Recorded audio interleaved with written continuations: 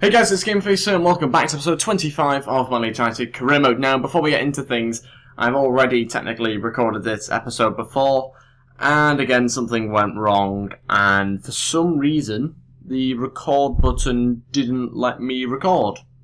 So, yeah, I basically recorded the whole episode, 35 minutes worth of footage, which then I found out at the end hadn't recorded, basically. So, you missed one game, you missed a bit of the transfer window, and you missed a couple of other things. So I'll go through it all.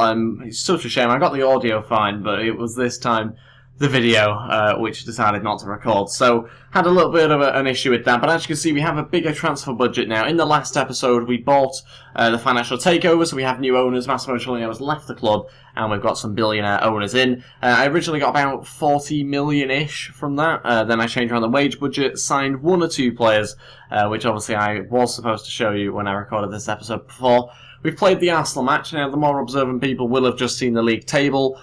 Basically, you didn't miss too much. Arsenal put out a very weak team in that game, and basically we won 1-0. So we got the 3 points. Very happy about that, despite us not having our full-strength team out, and by that I mean there's still tweaks to be made to it. This was the side that I put out for the game. Snodgrass scored the goal from the penalty spot, so you didn't really miss anything in terms of the goal either, to be honest. It was just a penalty, sent Chesney the wrong way. Before we go any further, though, in today's episode, if we could go ahead and hit 30 likes on today's episode, I would really appreciate it. Also, if you haven't already, please go ahead and hit the subscribe button as well. That will be absolutely fantastic. We've also had some players that we've signed as well. You might be able to see, actually, in this. We got Las Sellers, one of the players that we signed. He played in that last match. We've not really signed loads of players yet. I'll go through the rest of the team. We've not really signed anybody else, I don't think, actually, from that last episode. In fact, we have. We've got Denea now. We've signed Denea, which is very good. We've managed to get him, I think it was about 7 million we paid for him. We had a little bit of an issue with his wage, so he wanted 70 grand a week, which is obviously a lot of money. We had to also put in other transfer offers as well. For Brady, they wanted 15.5 Norwich, so we've not gone ahead with that one. For Ben Foster, who we tried to sign as a #1 goalkeeper, a Premier League keeper, they wanted 10.5 million West Brom, so we've not gone ahead with that one either. But Janssen and Bartley we're still working on. Janssen's been a little bit awkward with his contract. He's saying that he doesn't really want to leave his current location, and Bartley is also wanting a bigger role at the club. So we're still sorting those two deals out. Having to bring in some centre-backs as well. Apologies about that. Obviously, I didn't intentionally do it, so yeah, that is very frustrating. Also, Bailey Peacock-Farrell's gone to 75 overall now. Charlie Taylor's at 75 as well. But yeah, the team's looking quite good. We just really need to have sorted the team out now before the league started. Obviously, that didn't happen. We do have some money to spend as well. So we're going to kick things off by probably taking a look at, I think, my midfield. I need to add someone else in there. After that game against Arsenal, it kind of made me think that we need another better quality midfielder, because I think Vieira didn't play particularly well. Obviously, we're still trying to train him up, but also I think Smith looks a little bit out of it in terms of quality as well in that midfield. So we might need to bring in a better quality midfielder. James Milner was someone I was looking at. Very expensive player though, for a 31-year-old, 11 million, 99 grand a week as well is quite a lot. But also some update on the other centre-backs I put bids in for last episode. Curtis Davis, not going ahead with that one, they wanted far too much money. Sam Byram we're still looking at, but he's not really a priority. We've already got 3 right-backs, so I think it would be a little bit unnecessary to sign him now. But yeah, we need to sort out, I think, another centre-mid. Johnny Howson's tempting, but I think 29 years old, I'd rather have someone a little bit younger. But we do need some more quality in there, so I might have to find somebody. Also, we need to sort out the goalkeeper situation as well. Still got the 2 goalkeepers. Julio Cesar signed for Valencia out of the blue. We didn't get notified about it or anything. He just signed for them, which is a little bit frustrating, so we can't sign him now. But I'm interested to hear your thoughts as to what I should do about that, because I've still got 2 keepers. Obviously, Bailey Peacock-Farrell, 75 overall. Do I just keep him in goal now, because he's near enough Premier League quality, or do I sign somebody else? But nevertheless, I like to have 3 keepers, so maybe I'll just sign Angus Gunn or something like that, and we'll have him. We are going to take a look now at a better quality midfielder. And ideally, though, I need someone that's not 32 years old, maybe a little bit younger than that. Harry Arter would be an interesting player for us to have in there. We'll wait and see what sort of overall he is, but that's in 18 days' time, so maybe we're better off just inquiring about him, see how much bombs we'll have for him. One player that does interest me, sadly though he's 30 years old, but Diame is a player that I've always been quite interested in. I like his pace and power and shooting ability, so we're going to take a look at him. Not too sure how much they're going to want for him, though that's the only downside from Newcastle. I think the initial bid is going to be 7 million. Don't know what overall he is either, so it's a little bit of a stab in the dark here. I also tried for loan deals with Joe Hart and Rooley as well, another Man City goalkeeper which I've got. Obviously they were rejected, but we can always give it a go. You never know, we might be able to sign Jack Wilshere on a 1-year loan.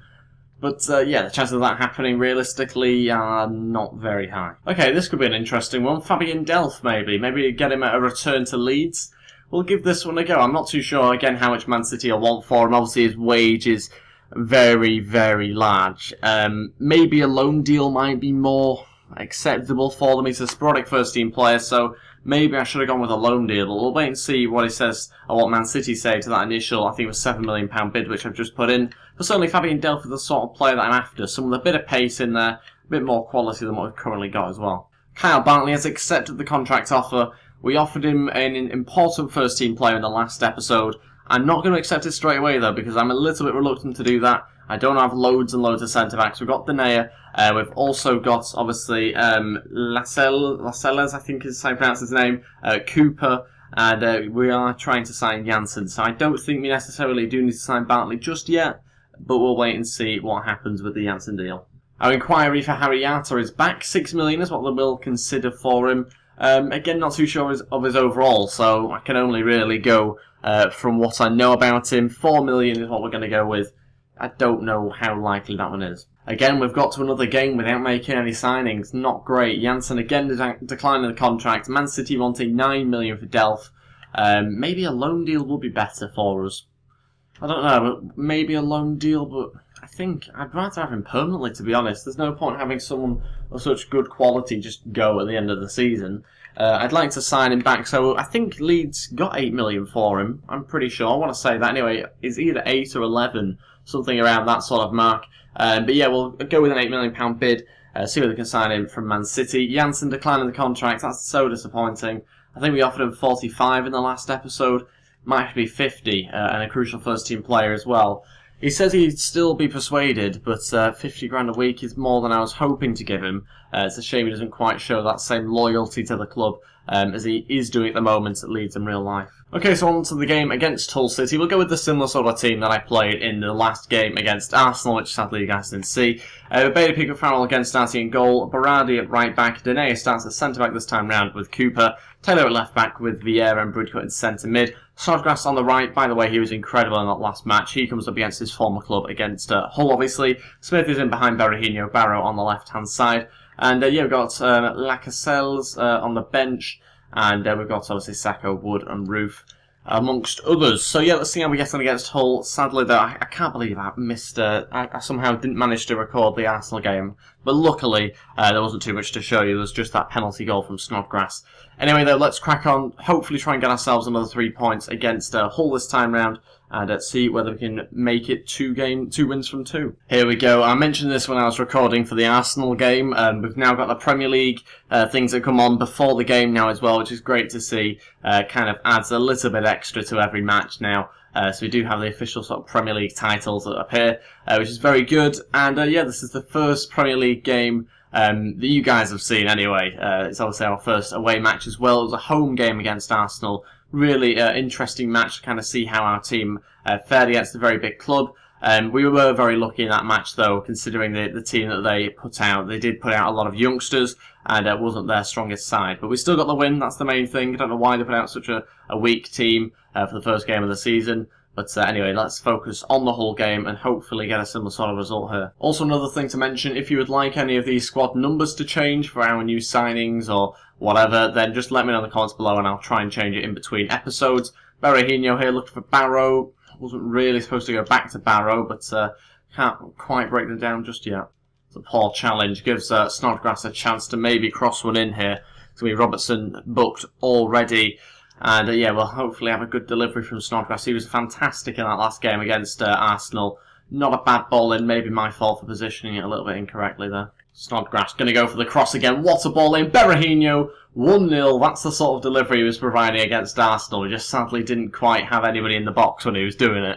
Berahino with the goal. He runs and hooks the substitutes, and it's 1-0, 15 minutes in. Fantastic ball in. Mahrez-esque there, really, from Robert Snodgrass.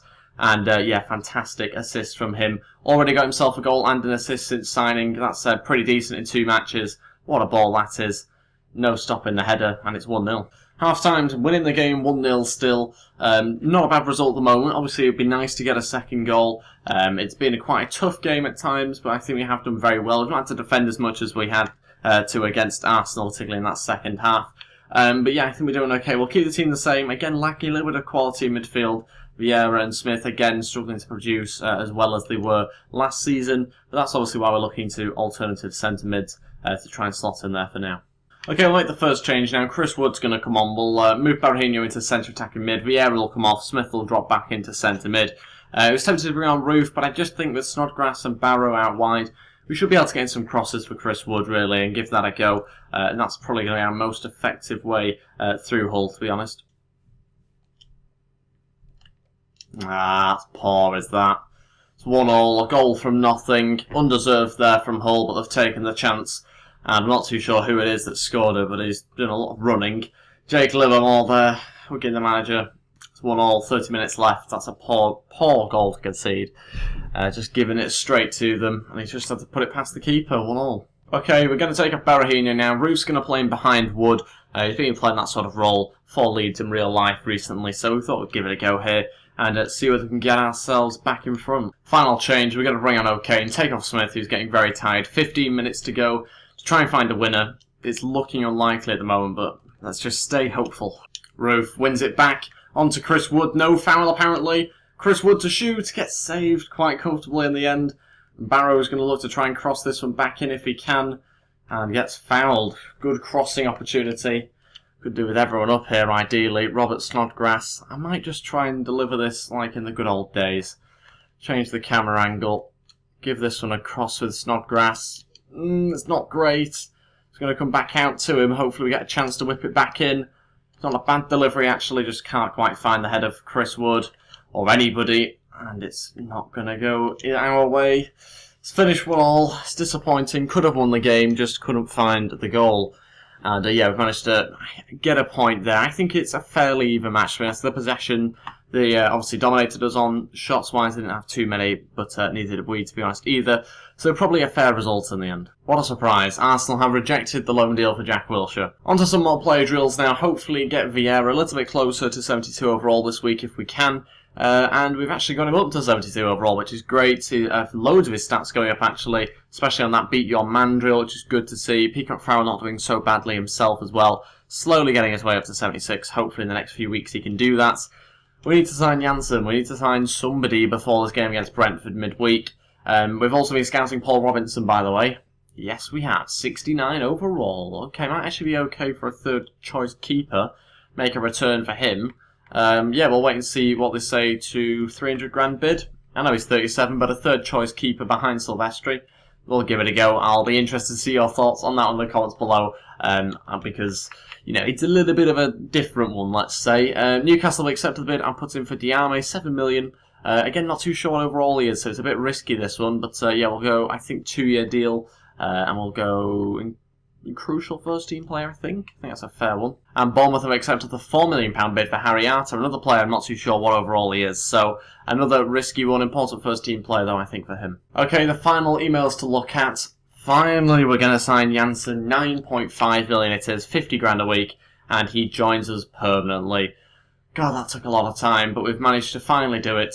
Man City rejecting our bid for Fabian Delph as well. Another player I'm interested to hear your thoughts about as to whether you are interested in that return or not. I think it would be a good one for us. We need a little bit more pace in the middle, a bit more quality as well. So, you know, we'll wait and see what comes of this. 8.5 million, try and get in between the two values. Let's see what City say to that, but we're going to have to wait for the next episode to find out because we've got the Brentford game to play next episode as well. That is everything for this episode. Thank you all so much for watching. Apologies with the thing with the Arsenal game, which I didn't show you, but I can assure you didn't miss much from that game. It was more the things before the game that you missed, which I'm very annoyed about. But thank you all so much for watching. If we could go ahead and hit 30 likes on today's episode, I would really appreciate it. Also, if you haven't already, please go ahead and hit the subscribe button as well. That would be absolutely fantastic. I'll see you next time. Thanks for watching, and goodbye.